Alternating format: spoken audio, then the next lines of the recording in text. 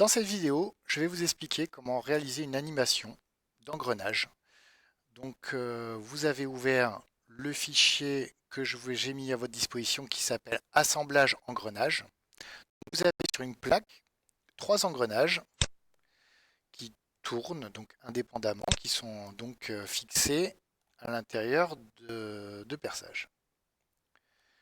Donc pour l'instant, l'ordinateur ne sait pas que ce sont des engrenages. Alors, je vais vous expliquer un peu comment ça va fonctionner. Donc, on peut les tourner en maintenant le bouton gauche appuyé. On va se mettre en face. Je vais placer mes engrenages pour que esthétiquement on ait l'impression qu'ils engrainent. Sur ces engrenages, vous avez pu constater qu'il y a des cercles gris. Ce sont la représentation des diamètres primitifs. C'est-à-dire que c'est l'endroit où les dents vont être en contact. Je vais dans contrainte. Et là, je vais aller dans contrainte mécanique.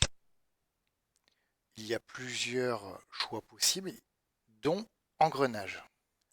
Engrenage, je vais sélectionner le cercle gris du premier engrenage et le cercle gris du deuxième engrenage. Il s'affiche dans le rectangle bleu. Je valide et donc l'ordinateur, j'appuie sur la croix pour sortir, sait que l'engrenage 1 va engrainer sur l'engrenage 2. Ensuite, je répète la manipulation d'autres engrenages. Donc j'efface ça, je vais dans contrainte mécanique, engrenage, je clique sur le cercle gris du deuxième engrenage et le cercle gris du troisième engrenage. Je vide. Et donc quand je tourne le premier engrenage, les autres engrenages tournent. Voilà, mon modèle est correctement configuré. Maintenant, il reste à l'animer. Pour l'animer, vous allez aller en bas de la fenêtre dans études de mouvement. Une nouvelle fenêtre apparaît. Des icônes existent, dont celui qui s'appelle moteur. Donc je clique dessus et je vais lui dire quel engrenage entraîne les deux autres. Donc on va prendre le petit. Donc je clique sur le petit.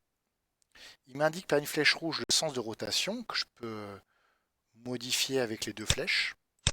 On va garder le premier sens, c'est-à-dire le sens inverse de celui du montre. Et je vais lui mettre la vitesse. Donc là, par exemple, 100 RPM, round par minute. Je vais laisser comme ça. Et maintenant, je vais mettre là un cycle de 5 secondes. Pour coller avec l'exercice, je vais le déplacer alors jusqu'à 40 secondes.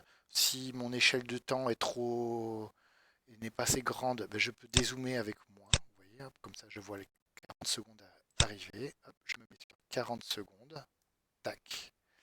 Et donc vous avez les petites touches play vertes. Donc, je vais me mettre en face. Voilà. Et je vais faire tourner l'animation. Donc les engrenages vont